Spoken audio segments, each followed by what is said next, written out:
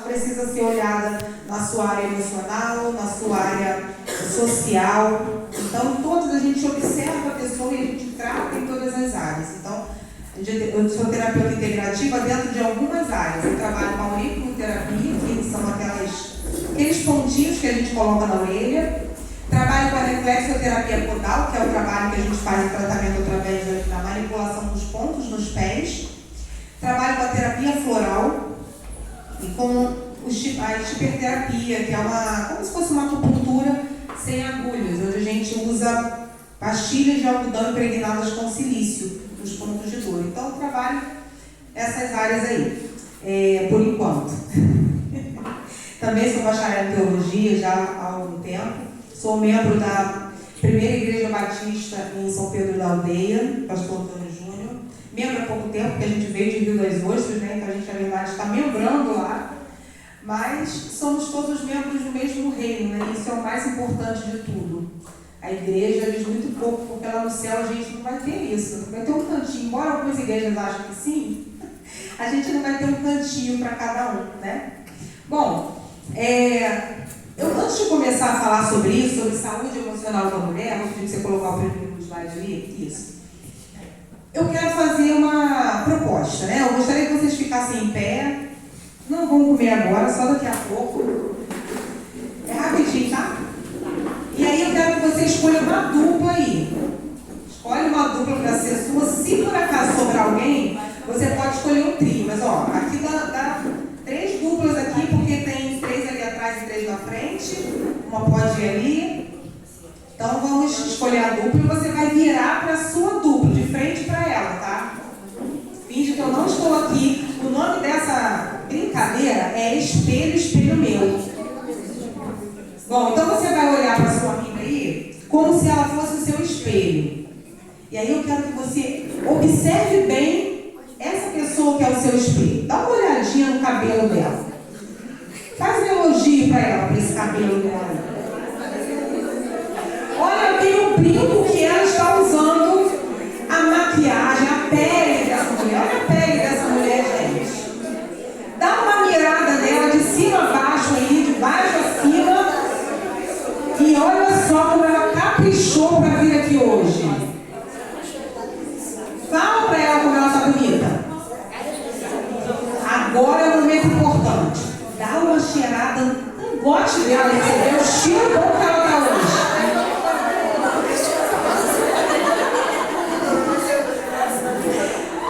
Agora, você vai olhar para esse espelho e você vai dizer para ele aquilo que você precisa ouvir hoje. Você vai olhar para esse espelho e você vai dizer para ele, depois o espelho vai dizer para você aquilo que ele precisa ouvir hoje, que ele gostaria de ouvir hoje de alguém. Bia, pode fazer também, Quando vocês acabarem, um espelho acabar de falar para o outro, pode dar um abraço bem apertado.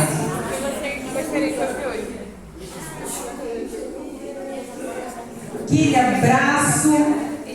Vocês sabem que a gente precisa de 12 abraços por dia para viver bem? Quem acabou pode sentar. Vocês sabiam disso, que a gente precisa de 12 abraços por dia para a gente ficar com a nossa saúde mental muito melhor? Pensa bem. Tá vendo como é fácil a gente ficar bem, né? Só abraçar. Gente, podem sentar. Eu queria que vocês olhassem a cara de vocês agora, porque tá iluminada. Tá bem iluminada. Sabe o que acontece? É bom isso, né? É bom receber um abraço, é bom receber um elogio. Mas muitas vezes a gente não faz isso com a gente. Eu não vou nem perguntar aqui quem que olhou no espelho hoje e se viu. Não vou perguntar isso. Mas muitas vezes é o que a gente faz. A gente olha no espelho para ver se o cabelo não está em pé, para ver se a roupa está combinando, se não está pelo avesso, se o batom não está borrado, se a gente não deixou pasta de dente em volta da boca. E aí a gente não olha, a gente olha para o espelho, mas a gente não se olha no espelho. Ou seja, a gente não se olha, a gente não se vê, a gente não dá um tempo para a gente para fazer isso. A gente passa o dia com tanta coisa para fazer e passa a vida com tanta coisa para fazer, e além de todas as coisas que a gente tem para fazer, naturais, a gente também tem as redes sociais que a gente precisa estar lá. Precisa, né? Mas a gente quer estar presente lá, e a gente tira esse nosso tempo. E a gente acaba se atropelando. Pode passar. E quando a gente fala de mulher, a gente precisa falar do quanto a gente guarda as coisas. A gente guarda muitas coisas. A gente guarda segredos. Tem gente que diz que a gente não sabe guardar segredo, mas é mentira. Nós guardamos muitos segredos. Segredos nossos, segredos dos outros. A gente guarda dores, a gente guarda sentimentos que a gente não conseguiu expor. Às vezes alguém te fez uma raiva e você queria dar uma resposta ruim, mas você lembra que precisa lavar roupa, deixa para depois. Eu tenho que botar o menino para a escola, deixa para depois. E a gente vai deixando de aproveitar as oportunidades que a gente tem de expor os nossos sentimentos. É claro que eu não estou falando aqui que ninguém tem que ficar dando mais resposta por aí. O que eu estou dizendo é que às vezes a gente sente e a gente faz igual algumas pessoas nos ensinaram lá na nossa infância. Engole o choro. Engole o choro, em outras palavras, significa engole a sua dor. Não expresse o que você sente. Não tem importância o que você sente. Engole.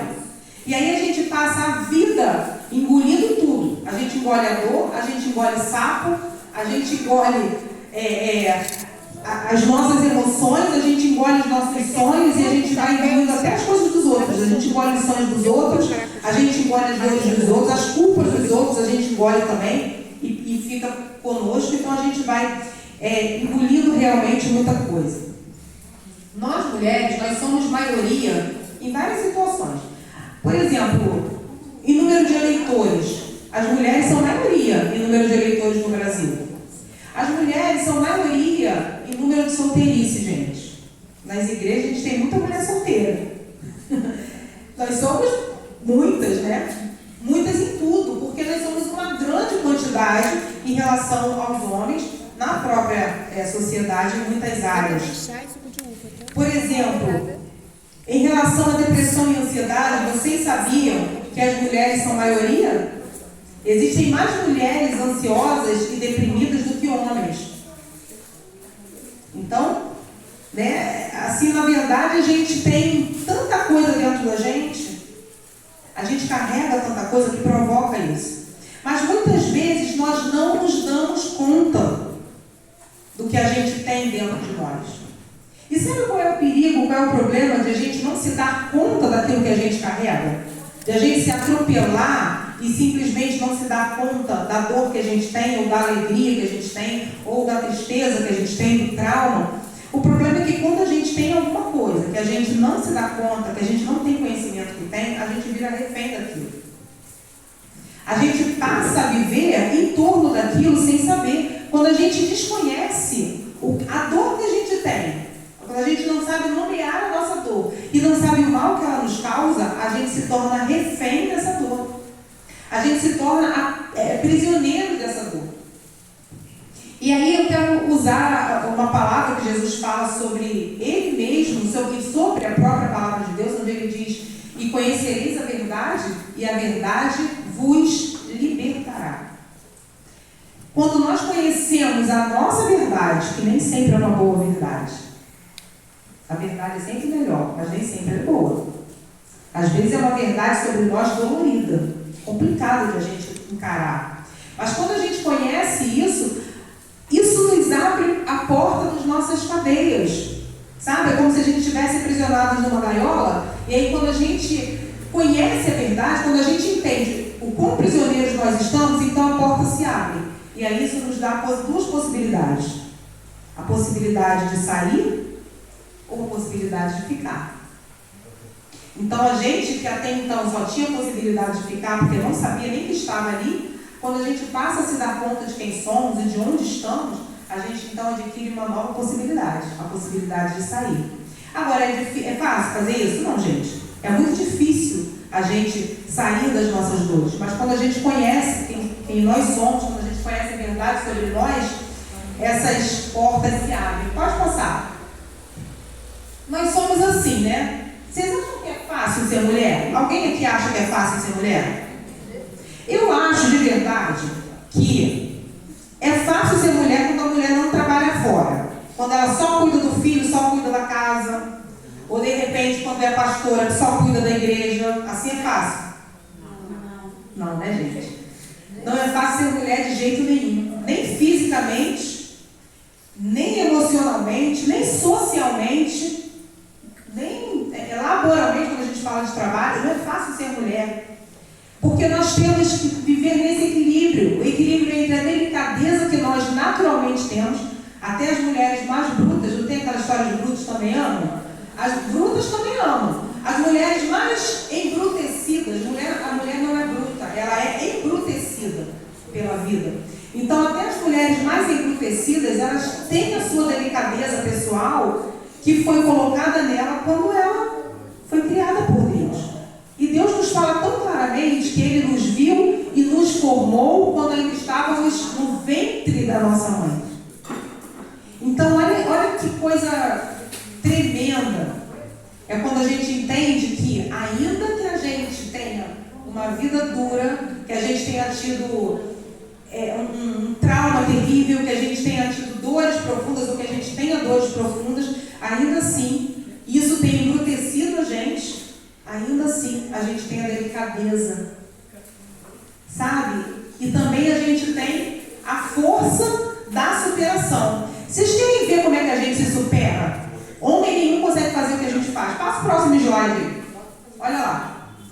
A gente se supera ou não se supera com facilidade, não? A gente se supera, gente. A gente consegue estar tristes, chateados, e as pessoas olharem pra gente e a gente está plena, né? Agora, nós conseguimos, mas a que preço? A que preço, gente? O cabelo sai daquilo ali para aquilo ali. Não dói não, né? Imagina, não abre de pouquinho não. Então é a que preço a gente, e não estou dizendo que ninguém fica com o cabelo assim não, tá, gente? Não, fica com o cabelo assim quem quer, tá bom. O que eu estou dizendo é, a que preço a gente deixa de mostrar ou de expor aquilo que a gente sente? A que preço? Quantas mulheres hoje são vítimas de violência de todo tipo? Vou falar aqui da violência familiar, por exemplo, que você não sabe. De repente a sua vizinha, a sua parente, vai lá, maqueia um pouquinho onde está machucado e ninguém se dá conta porque ela está sempre rindo. Ela é sempre brincalhona, ela é aquela pessoa que não pode faltar nas festas, mas as pessoas enfrentam dores que nós não somos capazes de mensurar. Eu costumo dizer sempre que, se eu for contar a minha história de vida para vocês, ela é muito pior do que a história de vocês. Mas se vocês forem contar a sua história de vida, a história de vida de vocês para mim, certamente é muito pior do que a minha. Porque é de cada um.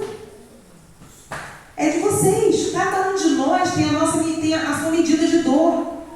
E a gente não pode mensurar a dor de ninguém. Não é porque a fulana de tal se separou do marido e ficou linda, maravilhosa, emagreceu 50 quilos, cortou o cabelo, está viajando pelo mundo, que a outra fulana de tal, que aconteceu a mesma coisa, está lá em cima da cama, é pior do que aquela.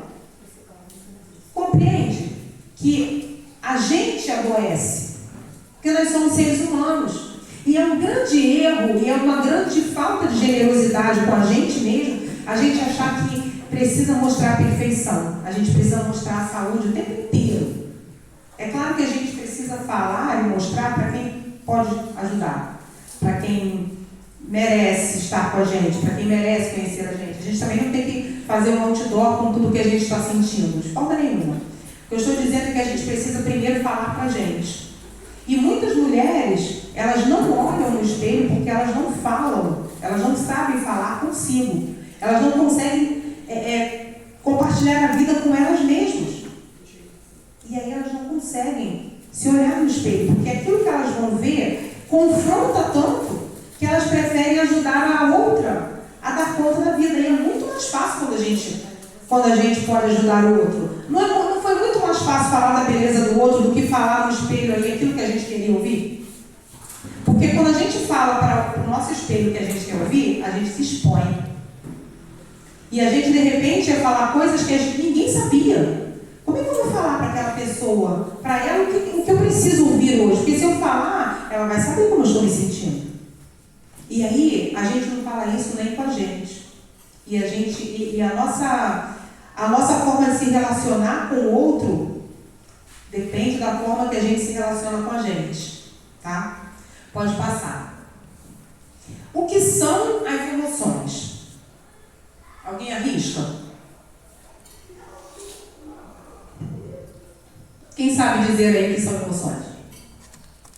O que vocês acham? Ninguém arrisca. Nunca vi mulher tão calada. Um monte de mulher tão calada. Tá vendo? Quando você quiser que ela pare de falar, você faz uma pergunta. Gente, ninguém tem que saber isso, tá? Isso é uma brincadeira. Emoções são as reações que a gente tem quando a gente vivencia alguma situação. Todo mundo tem emoções, nós somos movidos por emoções. Tudo que a gente faz tem uma emoção geradora. Então, se você veio aqui hoje, é porque algo te gerou, algo te motivou. Tem uma emoção por trás dessa história. Se você hoje botou a roupa que você botou, tem uma emoção por trás dessa história. A quantidade que você vai comer hoje tem uma emoção por trás dessa história. A forma como você vai lidar com o outro hoje tem uma emoção por trás dessa história. Gente, tudo tem uma emoção ligada. Todo comportamento tem uma emoção geradora ali. Tem uma emoção atrelada aí. Vocês sabem que até os nossos órgãos, cada órgão do nosso corpo tem uma emoção atrelada a ele? Diz respeito a uma emoção? E é por isso que a gente, muitas vezes, tem as doenças psicossomáticas, que são doenças que são causadas por um emocional mal administrado ou não administrado. E aí, às vezes, chegam no consultório pessoas com dores, enxaquecas constantes, dores na coluna, problemas no estômago, e aí fazem exames e não acusa nada. Mas a pessoa está lá com aquilo, aí ela vai, em última instância, ela vai para o consultório da psicanalista, e aí ela tem uma doença psicossomática, ou seja, o emocional adoecido. E Deus, ele é muito perfeito para você não pirar na batatinha. O seu emocional adoeceu, ele ficou lotado, o corpo vai sentir, porque o corpo vai te avisar. O que acontece, gente? Se você tem uma depressão ou uma ansiedade, e aí eu preciso abrir um parênteses para dizer isso não é coisa de incrédulo, não é falta de Deus, gente. Tá? É claro que a presença de Deus, o seu contato com Deus, a sua oração constante, a leitura da Bíblia, o tempo que você passa com Deus, vai te ajudar e muito a você lidar com isso. Já é cientificamente provado que a oração, ela interfere de forma muito positiva no nosso funcionamento cerebral. Mas não necessariamente, não é falta de Deus a ansiedade e a depressão. Não são falta de Deus, tá? Então o crente pode ter depressão, gente. Deve ter? Não devia, ninguém devia. Mas pode. Quantos personagens bíblicos a gente conhece que passaram por essa história? Tem um salmo inteiro que fala sobre isso. Então, nós podemos ter? Podemos, tá? Então, muitas pessoas chegam lá com a depressão, com a ansiedade, que são causadas por um emocional também bagunçado, um emocional mal administrado. Olha quanta coisa a gente tem dentro da gente e que às vezes a gente não se dá conta. E muitas vezes você está lá e você desenvolve um transtorno do pânico, você desenvolve uma compulsão. Quer ver uma doença que é muito presente por aí? Fibromialgia. É extremamente emocional. Vitiligo. Psoríase. São doenças extremamente emocionais. Quanto mais o seu emocional está abalado, mais reações você tem dessa doença. Então, quando a pessoa vai tratar, é por isso que quando vai tratar, por exemplo, a fibromialgia, muitos reumatologistas passam antidepressivos.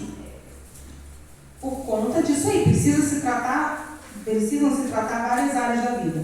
Então, a gente precisa entender o quanto de emoções a gente tem. O quanto de emoções a gente tem dentro da gente que geram outras coisas, que geram coisas na nossa vida, gente, que às vezes estão desde lá de trás. Existem pessoas adultas, traumatizadas, onde o seu trauma se instalou no útero materno. Enquanto a mãe estava grávida dela, aquela pessoa foi traumatizada. Foi um aborto que não deu certo, era uma rejeição familiar, a forma como foi concebida, de repente, através de uma violência. Então, pode ser uma série de coisas. Emoção é aquilo que a gente, são as nossas reações diante das questões, das situações que nós vivenciamos. Agora, na hora que você vivencia uma situação, uma emoção logo é gerada, mas nem sempre essa emoção é manifestada naquele momento. Então, às vezes, aquela emoção é gerada e ela fica ali incubada. Mas lá na frente você passa por alguma coisa que disparou um gatilho onde aquela emoção que ficou incubada lá vai eclodir. Então, a gente precisa prestar atenção nas nossas emoções. Pode passar.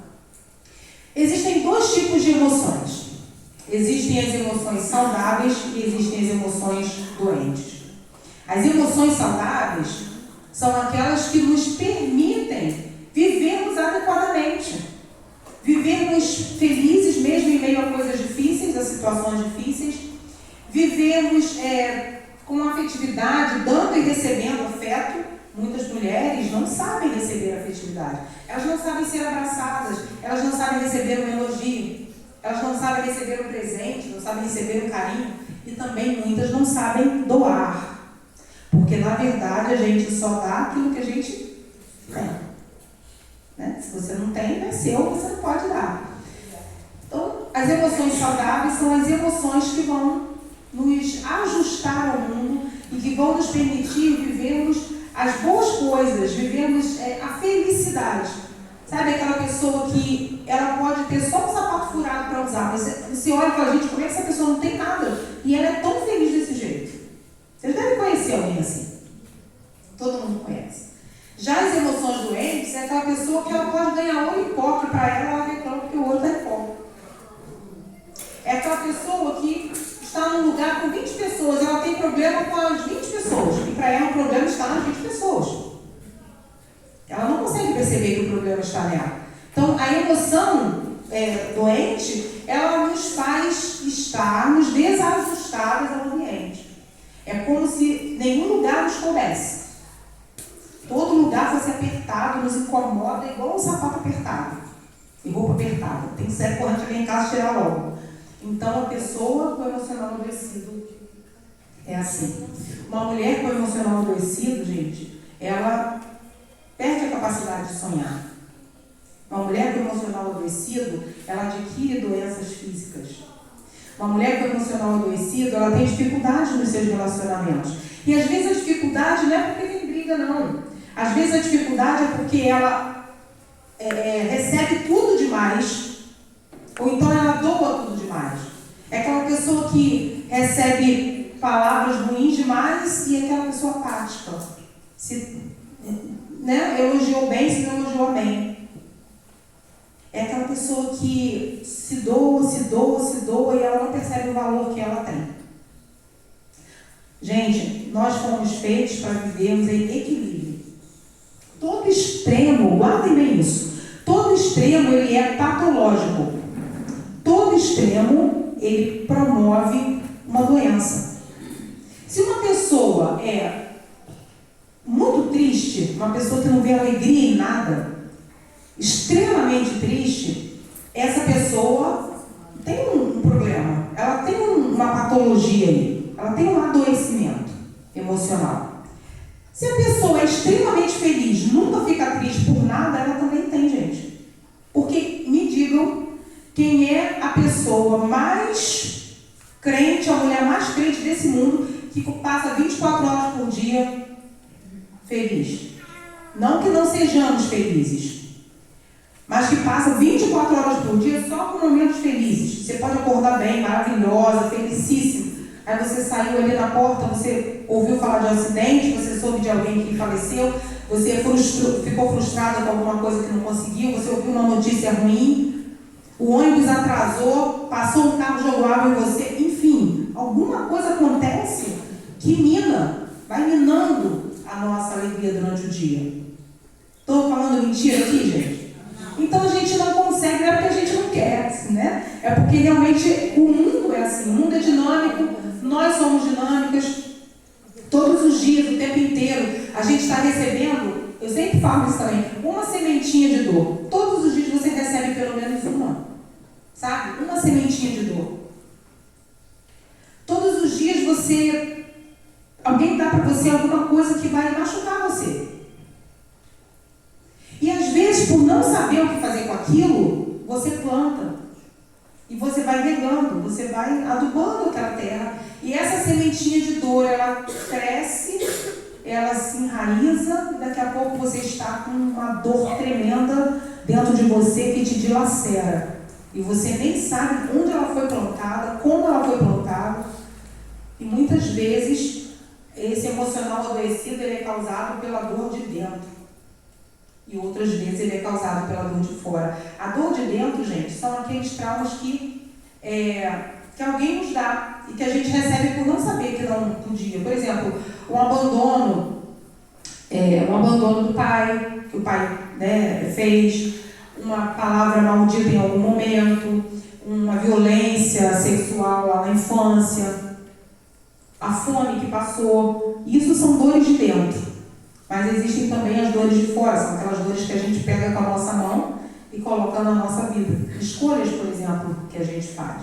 Então, existem esses dois tipos de emocional. E aí a pergunta é, qual é o seu tipo de emocional? Você é emocionalmente sadio ou você é emocionalmente adoecido?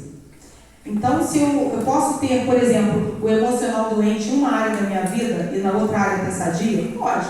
Mas isso pode sim. Você pode ser, por exemplo, espiritualmente saudável, mas emocionalmente você é adoecida. Só tem uma coisa, a sua área adoecida vai influenciar na área que está saudável. Tá? E se você não souber que ela está adoecida, piorou. Porque aí ela vai influenciar sem você conseguir dar conta de frear isso. Pode passar. Quais são os adoecedores de emoções? São justamente os nossos traumas. Um pecado pode ser? Pode. Um pecado não confessado, algo que você escolhe fazer e que te faz mal, porque pecado, ele pode até dar prazer, muitos deles, mas não nos fazem bem.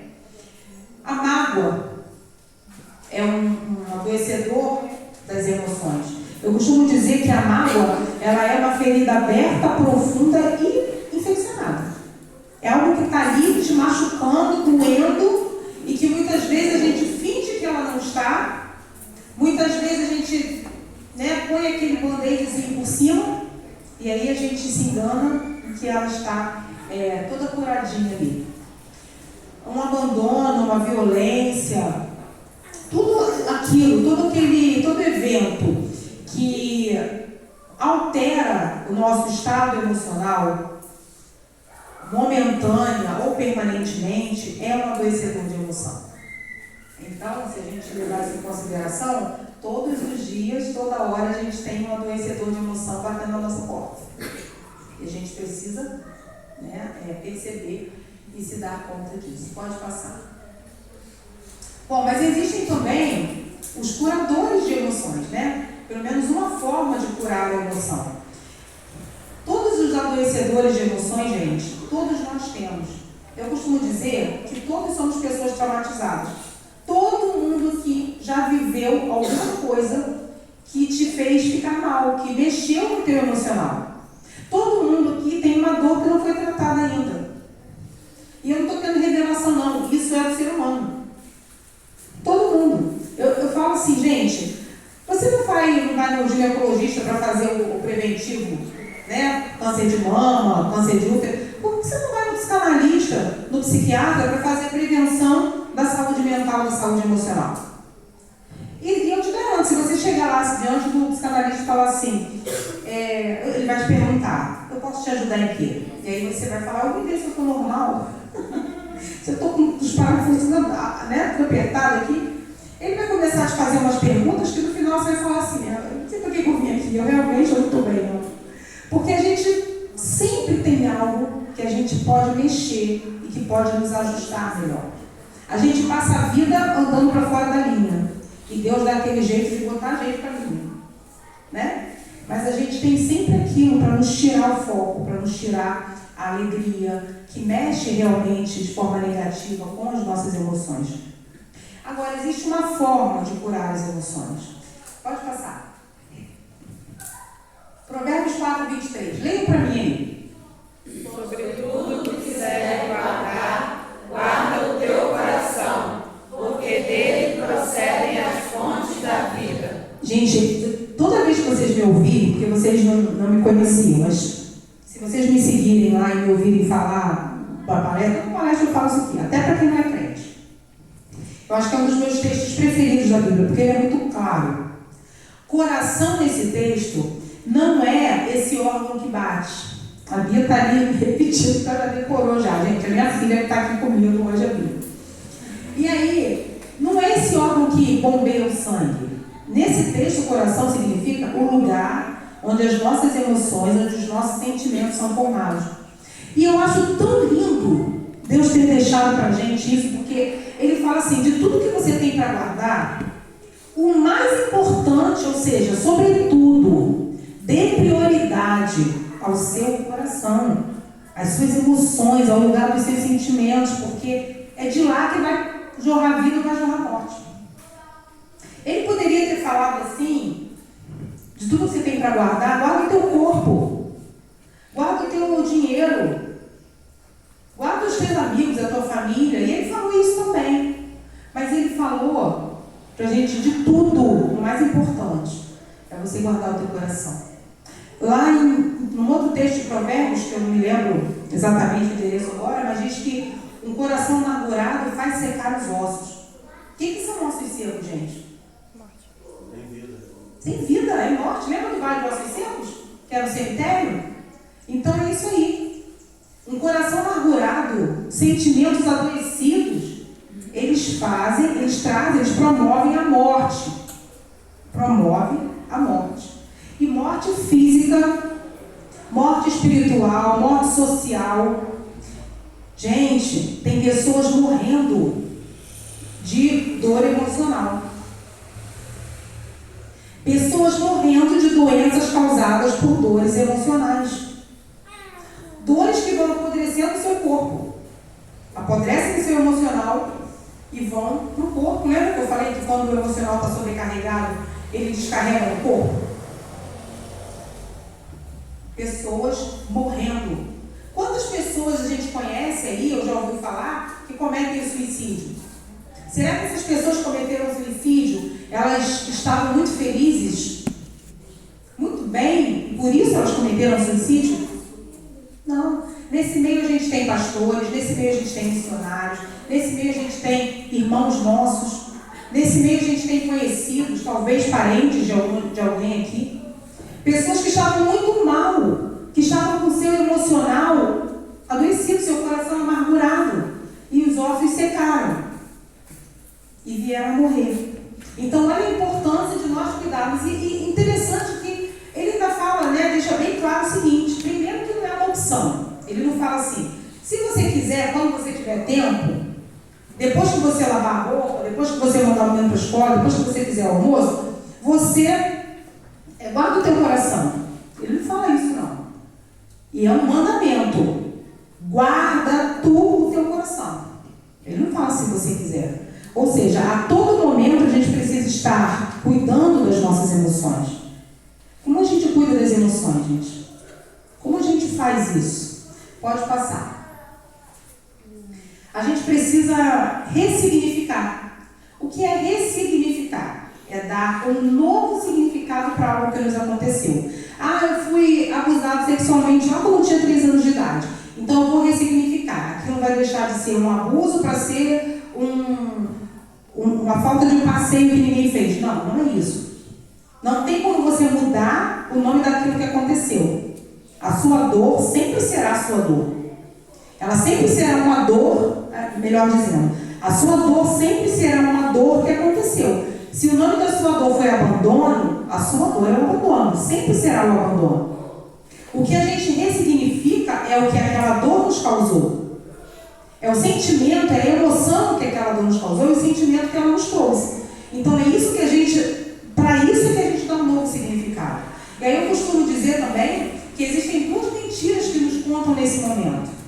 Primeiro é ignora que passa. Você faz o seguinte, você finge que não aconteceu, que aí vai passar, daqui a pouco passa. Ah, você tem 50 anos, aconteceu com 3. Isso passa. Esquece isso, vai viver a vida. Vai lavar uma roupa, entendeu? Vai trabalhar, vai fazer um artesanato. Isso passa. E a outra mentira é que o tempo cura tudo. O tempo não cura nada. O tempo, ele vai te trazer respostas, ele vai amadurecer você, amadurecer a sua dor. Ele vai te ensinar muita coisa, mas o tempo pelo tempo, ele não é curativo. O que vai curar no tempo é a forma como você vai agir em relação à sua dor durante a passagem deste tempo. Então é importante a gente entender isso. O que é ressignificar? É você dar um novo significado para aquilo, não para aquilo que aconteceu, mas para o que aquilo que aconteceu te causou. Naquele momento te causou dor, te causou angústia, te causou frustração. Qual é o significado que você vai dar para essa emoção agora? Crescimento? Maturidade? Eu não sei. É fácil ressignificar? Não, gente. Não é fácil ressignificar, porque para ressignificar, primeiro a gente precisa significar. Ou seja, a gente precisa dar um significado para aquilo que nos aconteceu. E muitas pessoas não querem encarar o que aconteceu. Não querem nem lembrar que a dor aconteceu. E aí, com isso, o que aquilo significou para você exatamente? O que a sua dor significou para você? E talvez se perguntasse isso aqui para todo mundo, você sabe dizer, talvez você até sabe dizer qual é a sua dor, mas não sabe dizer o que ela significa para você. Você não sabe dizer. Por quê? Porque é difícil encarar a dor e conversar com ela. É difícil ver o que aquela dor realmente está significando para você. Eu quero te contar uma história. Bia, você põe para mim aqui o microfone? Você pode segurar? Pode passar, passa aí aqui. Isso. Eu quero contar uma história para vocês. O nome dessa história é Balzinho Chorão. Bom, conta-se que numa determinada cidade existia uma artesã que trabalhava com entalhe em madeira. Vocês sabem o que é entalhe em madeira, né? Ela pegava os móveis antigos e ela reformava aqueles móveis entalhando. Então ela pegava um móvel que já estava todo feio, todo ruim, e ela ganhava dinheiro com aquilo. Ela transformava numa obra de arte. E ela passou um dia num terreno baldio e ela viu lá no fundo um baú. E aquele baú, quando ela viu, o olho dela pensou, tem dinheiro ali. E aí ela arrumou umas pessoas, pegou aquele baú, levou para o ateliê dela e deixou lá até quando ela tivesse tempo de mexer. Quando ela finalmente foi mexer, ela achou engraçado porque no baú não tinha fechadura, em lado nenhum. E aí ela falou, mais fácil ainda, menos uma coisa para eu trabalhar nesse baú. E aí ela foi abrir o baú e aí ela ficou nervosa, porque o baú ele não abria de jeito nenhum. E ela tentou de todo jeito, com todos os instrumentos que ela usava, né? Com tudo aquilo que ela usava para entalhar madeira, até pé de cabra ela usou e nada. E ela começou a ouvir um gemido. E aí o baú começou a falar com ela. E o baú falou para ela assim, não vou abrir. E ela ficou assustada. Agora você vai, porque como é que deve ter alguém dentro, né? Como o baú fala, né? E aí ele falou, não vou abrir, porque você vai mexer e tá aqui dentro é meu. Eu não vou abrir. E aí ela falou assim, tudo bem, então, depois daquela briga de vou abrir, não vou abrir, se você não abrir, eu vou botar você de volta lá onde você estava, você vai acabar no tempo. E aí ele concordou em abrir, e ele abriu para ela. E quando ele abriu, ela foi tirando tudo que tinha dentro do baú. E ela foi vendo, gente, que era muita coisa estranha, inservível que tinha ali dentro. E ela foi percebendo que quanto mais ela mexia, mais o baú gemia e reclamava, e ele falava assim, mexe devagar, por favor. E ela foi vendo que tanta coisa, e ela começou a perguntar para ele, mas vem cá, para que tudo isso aí dentro? O que é isso que tu está guardado aí? E ele falou para ela, olha, eu não sou um baú. Esse é um baú que foi feito para guardar. E ela ia tirando, aquilo parecia que não acabava. E ele ia se mexendo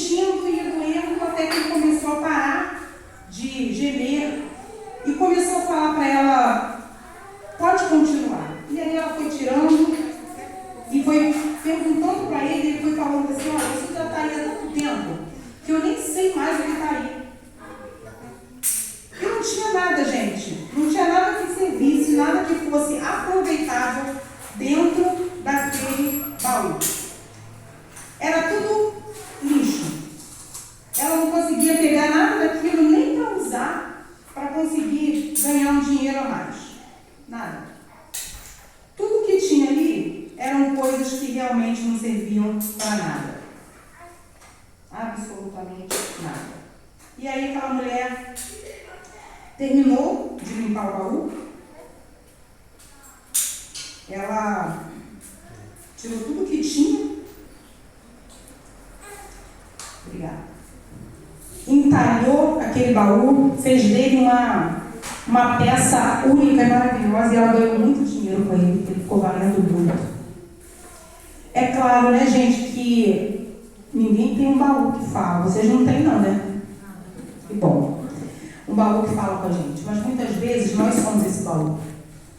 Às vezes nós guardamos coisas inservíveis dentro de nós, coisas que colocaram há muito tempo atrás, culpas que não nos pertencem, dores que nos deram e que falaram assim: toma, é tua, segura para a família inteira. Coisas que a gente não sabe nem nomear, mas estão guardadas ali, porque a gente não sabia que poderia não guardar. E talvez, quando colocaram aquilo em nós, quando nos deram essa dor, talvez realmente a gente não pudesse não guardar. De repente você era tão criança que você não tinha voz para falar: eu não quero isso. Mas você cresceu. E hoje você pode dizer: eu não quero isso. Sabe uma coisa interessante que a história do baúzinho chorão nos ensina? Algumas coisas interessantes. Uma delas é que não tinha fechadura por fora. Só ele podia abrir. Lá em Apocalipse 3, Jesus fala assim: eis que estou à porta e se você abrir, eu entro e aí eu faço a festa. Eu cear com você. Aí você vai ver como é bom estar na minha presença. Uma outra coisa que esse Paulo nos ensina é que muitas vezes a gente não consegue fazer isso sozinhos. Às vezes a gente precisa de ajuda. Ajuda de um pastor, ajuda de um profissional, ajuda de um amigo, ajuda de Deus. Uma outra coisa que nos ensina é que aquilo que é de nossa responsabilidade, outra pessoa não fará por nós, nem Deus. Deus não vai fazer por você aquilo que é sua responsabilidade fazer por você. Deus não vai perdoar ninguém por você, não adianta pedir, porque Ele não vai fazer isso. São decisões. As decisões pertencem a você. Uma outra coisa que aquele baú, a história desse baúzinho ensina, é que enquanto a gente tem quinquilharias dentro de nós, quando a gente guarda coisas inservíveis, a gente tira o espaço daquilo que é novo.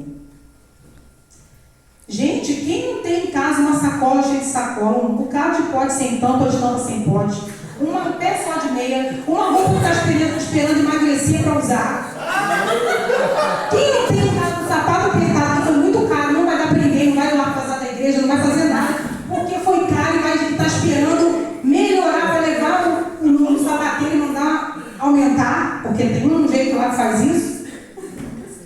Vou dar a dica, tá, gente? Põe um saco com gelo ou com água, põe no congelador, que quando a água vira gelo, ó, expande, dá uma melhorada. Então vamos lá. Quem não tem uma caneta sem tampa, gente? Uma tampa sem caneta? Abre aquela gaveta lá, eu tô falando, pensando na minha gaveta lá da cozinha. Você abre a gaveta da cozinha, tá cheio de troço. E não serve pra nada. Aí quando você procura, você sabe que está em algum lugar. Você vai lá e compra, porque você não sabe onde está. Você abre um livro, abre uma Bíblia, qualquer coisa, você acha uma folha uma pétala de rosa que alguém te deu em algum dia na vida. Você não sabe nem quem foi, mas está guardado ali. Mais do que seca, ela está quebradiça. É uma foto em preto e branco já, que você não sabe nem quem é naquela foto. Um dia desse tinha uma foto lá em casa e a gente dizia que era do meu irmão, de repente minha mãe falou: isso aí não é não. Foi meu Deus, esse então, que tá intruso. Aqui então, é meu irmão, não é teu irmão? Claro que não é teu irmão. Falei, pronto, agora a gente está como? Adotado aqui que a gente não sabe quem é. Mas a gente vai guardando. E aí a gente deixa de ter espaço para aquilo que é novo. Porque se chega o que é novo, o que é velho está lá, a gente não tem onde colocar. Imagina aí que você ganhou um dinheiro alto para comprar todos aqueles móveis que você sonha. Não tem aqueles móveis que você sonha? Mas aí você vai lá, os móveis da sua casa estão lá, escorados com tijolo, a porta meio tronca, fim, né? Os negócios meio torto, né? De passar pano, já está debitando ali o pé do sofá, o sofá já está abrindo, está tudo assim. Aí você ganha dinheiro para comprar aquilo novo. Só que aí, gente, você manda comprar, você compra e manda entregar na sua casa. Mas aquilo que está lá velho, você não pode se desfazer, porque foi herança da avó, de não sei quem. Se você tirar, sua mãe vai brigar com você.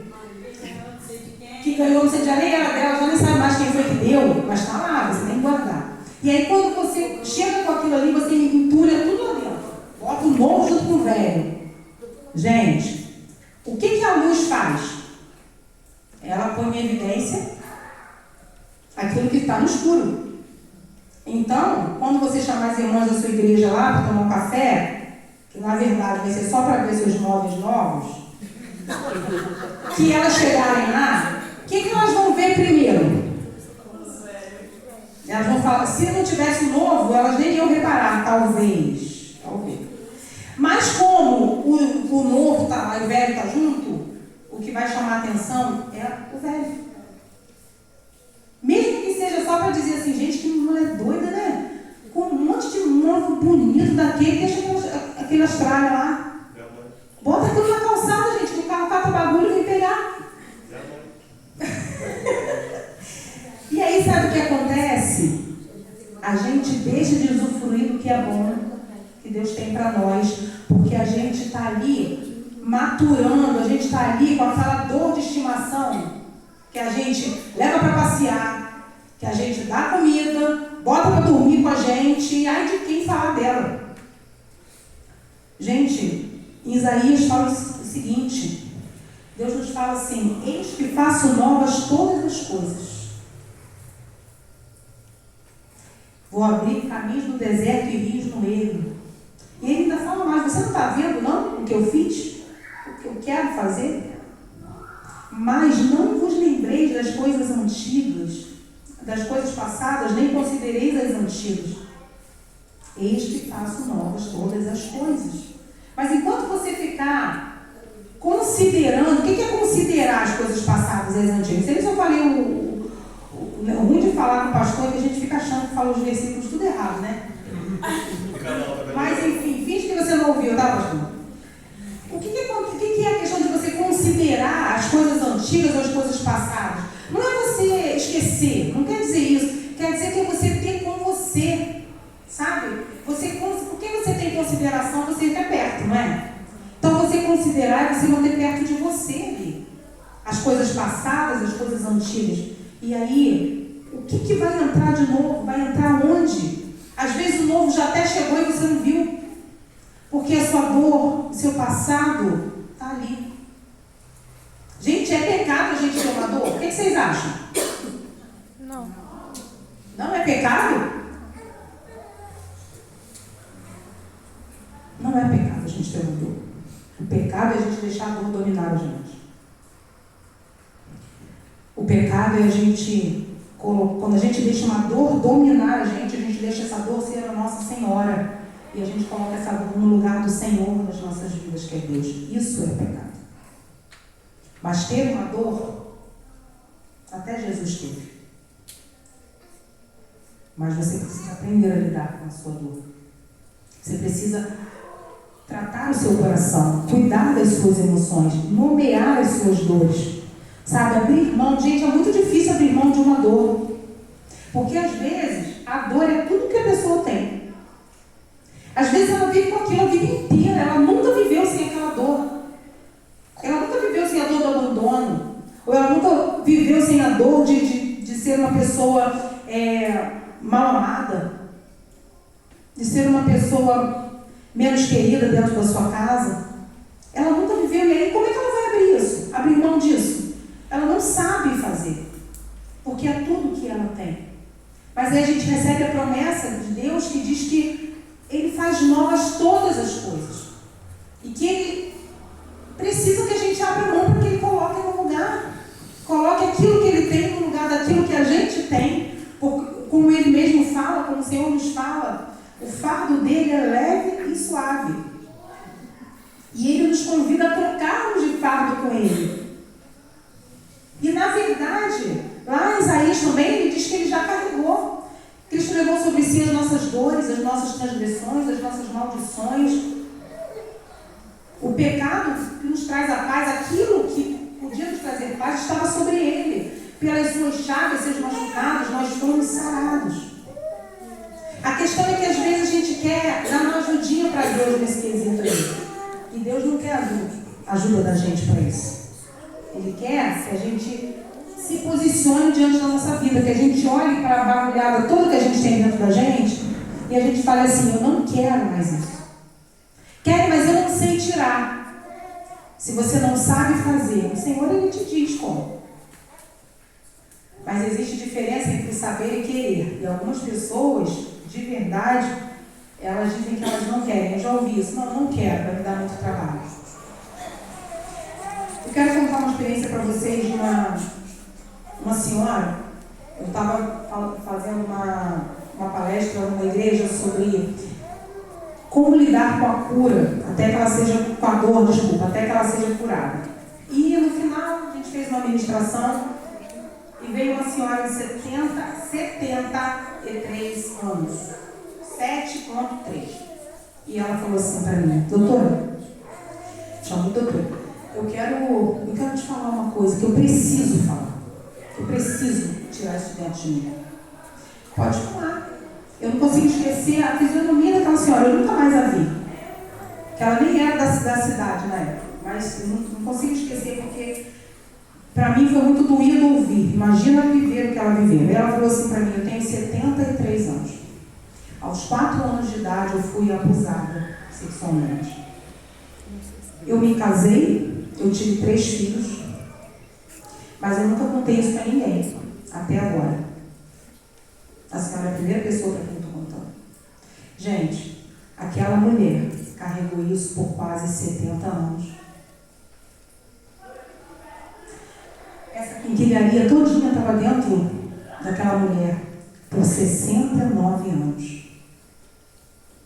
Aquela mulher se casou. Ela teve 3 filhos. Para ter 3 filhos, ela teve que ter relação com o marido dela. Depois de ter sido abusada sexualmente.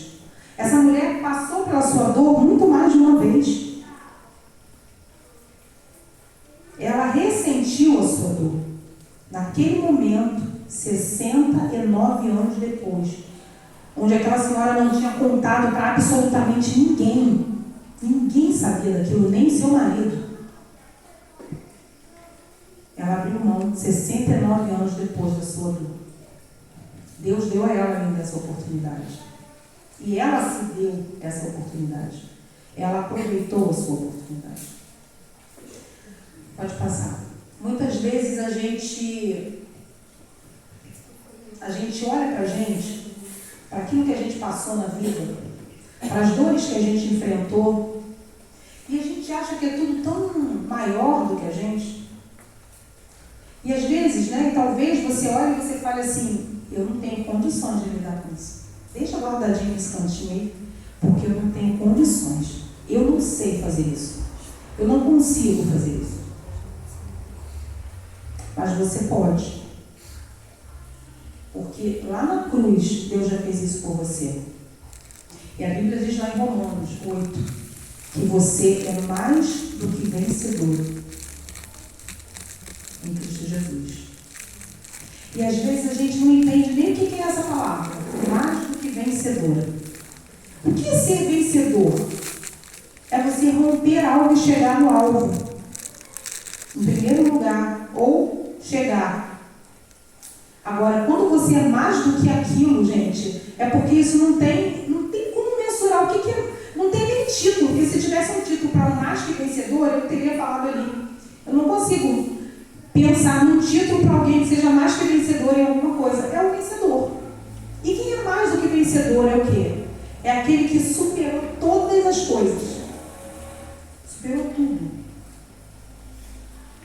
E você é essa pessoa. Que você já tem isso em você. E às vezes a gente não aciona isso com a nossa fé. A gente não aciona essa libertação. A gente não aciona essa liberdade. Eu queria que vocês assistissem esse vídeo aí. Essa é uma mensagem que eu acho que é muito propensa. Pensem nisso aí.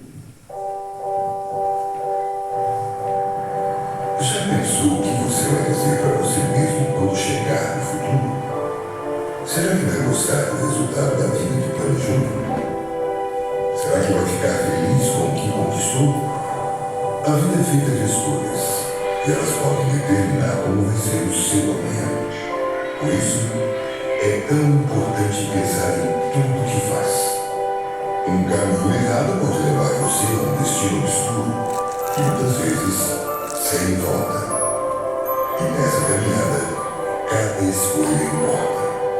É preciso saber escolher a profissão certa, os amigos certos. É preciso saber quem serão os seus mestres, os seus mentores e, claro, quem vai dividir a vida com você o tempo todo. Alguma vez você já traçou os seus objetivos, as suas metas, os seus sonhos? Esteja preparado para o acerto final com você mesmo. Esteja pronto para se olhar no espelho e dizer: eu venci. Caso contrário, terá que se contentar com o futuro que o destino escolheu para você. Não se deixe levar pela sorte ou pela simples intuição do que pode dar certo. Faça dar certo. Não deixe que as suas escolhas coloquem pontos onde deveriam ter apenas vírgulas. Ninguém pode cobrar mais de você do que você mesmo. É você o grande chefe da sua vida, do seu futuro. Portanto, é quem sabe quando deve melhorar ou fazer um upgrade. Se demita da mesmice, da preguiça, da má vontade, dos erros. Se valorize, se elogie, se critique. Faça isso, ou alguém irá fazer por você. A sua imagem amanhã é o que você fez ontem. E lembre-se, cada ruga criada ao longo da sua vida pode significar uma conquista ou uma derrota. Mas isso só você pode escolher. Pode passar. Por isso aí, ó, que mulheres felizes são muito mais bonitas, né? Diz que o coração alegre aformoseia o rosto. Enquanto o coração amargurado faz secar os ossos, o coração alegre aformoseia o rosto. Aquele vídeo, eu resumo ele em 3 palavras. Faça por você. Olhe para você. Sinta por você. Sabe? Acolha você. Não permita que as dores que você enfrentou na sua vida te adoeçam o seu emocional, o seu físico, a sua vida espiritual. Quantas pessoas, quantas mulheres têm tanta capacidade, têm tanta possibilidade, têm tantas coisas, tantos talentos e dons e não conseguem exercer nada na igreja porque não se sentem filhas, porque não tiveram pai. Não se sentem acolhidas pela igreja porque não foram abraçadas na vida. Não se sentem capazes porque têm uma autoestima lá embaixo. Ou talvez esteja enfrentando um problema ainda mais sério, uma doença já, uma ansiedade generalizada, depressão, pânico, enfim. Mas faça por você. Não guarde aquilo que vai matar você. Sabe? Mas procure ajuda, busque ajuda. A saúde emocional da mulher começa aqui dentro. Não adianta você pode ir para a academia todos os dias, você pode beber 3 litros de água diariamente, você pode comer as comidas mais saudáveis, que se você não tiver saúde emocional, você não terá saúde. Então, a sua saúde emocional, como a Bíblia diz, lá em Provérbios 4:23, precisa ser a sua prioridade. Vamos ficar de pé?